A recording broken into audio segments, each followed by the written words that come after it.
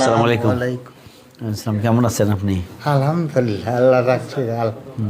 সত্যি আনন্দ লাগছে যে মুরব্বীদের গাড়ি দেখি ধারণা করেছি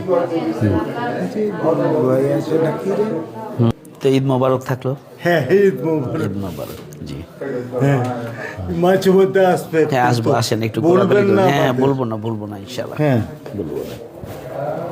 সালাম। ভালো আছেন? আলহামদুলিল্লাহ, বিনা আপনার এই বাড়ি কোন জায়গায় ছিল? বাড়ি বাবু আমাদের জন্মস্থান হলো রহনপুর কাঞ্জলা। আচ্ছা আচ্ছা আচ্ছা। ছোট থেকে চাপাই আছি। আমি মোটামুটি 35 বছর থেকে আছি। পরিস্থিতি চলে ভালো, খারাপ পরিস্থিতি চলে খারাপ। শিক্ষার অনেক অনেক অনেক শিক্ষা আল্লাহ শেষ না।